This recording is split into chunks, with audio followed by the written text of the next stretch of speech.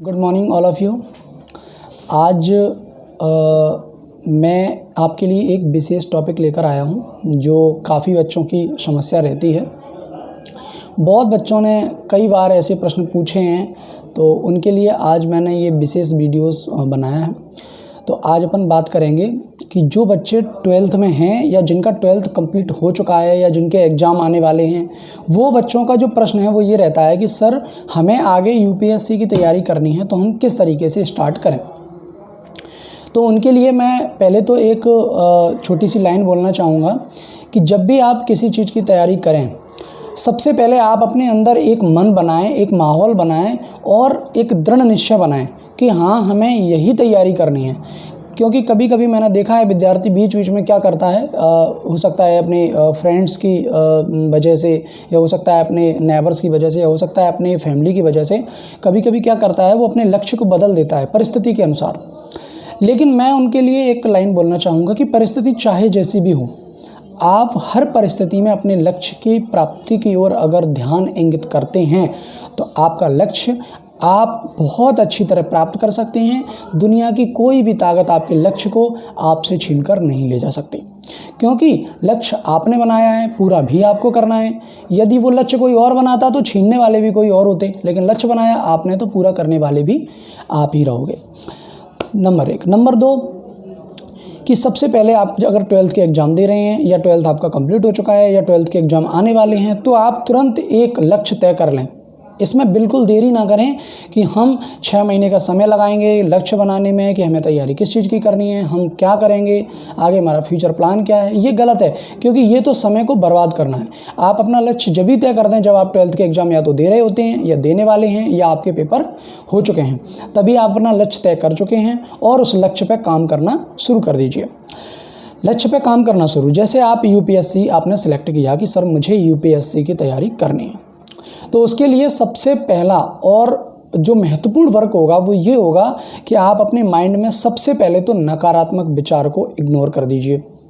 क्योंकि सबसे पहले आपको हो सकता है आपके दोस्त, आपके पड़ोसी हैं, आपके रिश्तेदार भी होते हैं, तो ये कई ऐसे लोग आपको जो अपवाद बोलते हैं जिन्हें, वो मिल जाएंगे।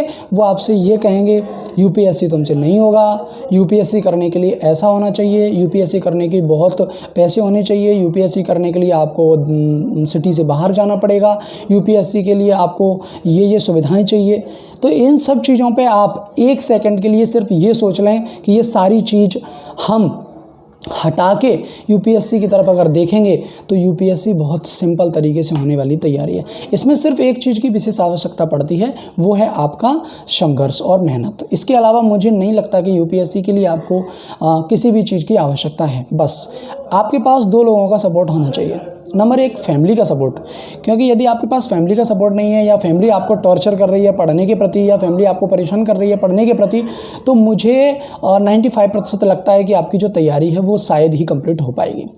क्योंकि अपन किसी भी चीज़ के तैयारी के लिए एक माहौल बनाना बहुत ज़रूरी है।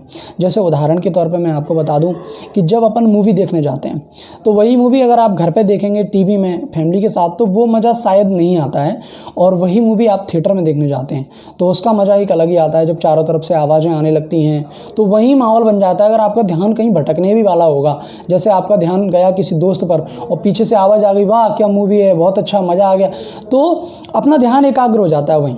तो अपन इसी तरीके से कोई भी तैयारी करें, किसी भी काम को करें, तो एक माहौल बनाना बहुत ज़रूरी है। और वो माहौल कैसे बनेगा? वो माहौल आपको स्वयं बनाना है। इस माहौल को बनाने के लिए कोई ना तो पड़ोसी आएगा ना कोई दोस्त आएगा।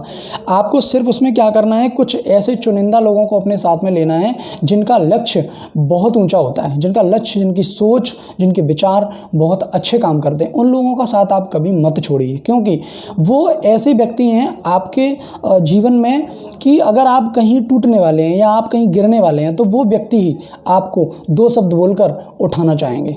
और ऐसे व्यक्तियों का साथ तुरंत छोड़ देना चाहिए जो आपको ऊंचा उठाने की अपेक्षा आपके नीचे से जो सीढ़ियां होती हैं उन्हें काटने की कोशिश करे, तो मतलब आपको नीचे गिराने की कोशिश कर रहा है। तो ऐसे लोगों का साथ आप तुरंत छोड़ दीजिए, बिल्कुल बेझिझक, कुछ मत सोचिए, ना कुछ समझना है ना सोचना है। ऐसे व्यक्तियों को आप तुरंत छोड़ दीजिए जो आपको गिराने की कोशिश करता है। तो अब अपन आते हैं मुद्दे पर कि सबसे पहले आप NCERT की जो बुक्स होते हैं हिंदी मीडियम से या इंग्लिश मीडियम से, जिस माध्यम से आप UPSC देना चाहते हैं उस माध्यम से आप सबसे पहले तो बुक्स का कलेक्शन करिए। और ये कभी मत करिए कि सारी बुक्स आप इकट्ठी एक साथ लेके रख लीजिए, उसके बाद आप राइटरों की बुक्स ले आए, आप एंशिएंट इंडिया, हिस्ट्री, ज्योग्राफी सारी बुक्स आपने कलेक्शन करके रखे, सारी कोचिंग्स के नोट्स कलेक्शन करके रख लिए, सभी दोस्तों से अपने नोट्स मंगा लिए, ऑनलाइन जितने भी कोर्सेज चल रहे हैं सारे कोर्सेज मंगा के रख लीजिए। तो मैं कहता हूं कि आपकी UPSC की तैयारी कंप्लीट कभी नहीं हो सकती, क्योंकि अगर आप एक साथ सारे खाने को परोस के रख दोगे तो मुझे नहीं लगता आप किसी भी खाने को कंप्लीट खा पाओगे, क्योंकि आप सबसे पहले तो ये कंफ्यूज रहेंगे सबसे पहले क्या खाएं, और इसी में आपका समय व्यतीत हो जाएगा और खाने का जो समय था वो निकल जाएगा। तो सबसे पहले आप बिल्कुल रिलैक्स होकर शांति प्रिय व्यवहार में सबसे पहले आप 12th के बाद NCERT बुक्स खरीदिए और उन्हें पढ़ना प्रारंभ करिए। और इन्हें सिर्फ ये समझ के मत पढ़िए कि मुझे इनसे IAS बनना है, नहीं, उन्हें सिर्फ ये समझ के पढ़िए कि मुझे इनसे नॉलेज लेना है, इन बुक्स में क्या है, कैसे कैसे कार्य पहले होते थे, क्या इनकी रणनीति होती थी, किस किताबों में क्या क्या दिया गया है। बस एक चीज़ समझ के आप उन किताबों को पढ़ते रहिए कि जितना हो सकता है मुझे इन बुक्स से फुल नॉलेज लेना है। UPSC को हटा दीजिए कुछ देर के लिए। बस आप जिस दिन आपको ये लगने लगे कि मैं NCERT की बुक्स, हिस्ट्री, ज्योग्राफी और अन्य जो बुक्स हैं वो सारी बुक्स आपको जब लगने लगे कि मैं सारी बुक्स को बहुत अच्छी तरह पढ़ चुका हूँ, समझ चुका हूँ और ये बुक्स मेरी अच्छी तरह समझ में आ चुकी हैं, इनसे मुझे पूरा जो ज्ञान है वो मिल चुका है, जिस दिन आपको ये महसूस हो जाए उस दिन आप समझ जाना कि आपने 50% UPSC की तैयारी कंप्लीट कर ली। जी हाँ, बिल्कुल सही सुना, 50% UPSC की तैयारी आप बेसिक नॉलेज से कर चुके हैं। और बची 50% जिसमें से कुछ तैयारी आपकी डिपेंड करती है आपकी माइंड की कैपेसिटी पर, कि आपकी जो सोच है, निर्णय लेने की जो क्षमता है वो कैसी है, लोगों के प्रति आपका व्यवहार कैसा है, लोगों के प्रति आपकी सोच कैसी है, अगर कोई व्यक्ति आपसे मदद मांगने आता है तो आपका रिएक्शन कैसा होता है, कोई व्यक्ति आपके प्रति दुर्व्यवहार कर रहा है तो वहाँ आपकी क्या प्रतिक्रिया होती है। तो सबसे ज़्यादा इस पे बहुत डिपेंड करता है।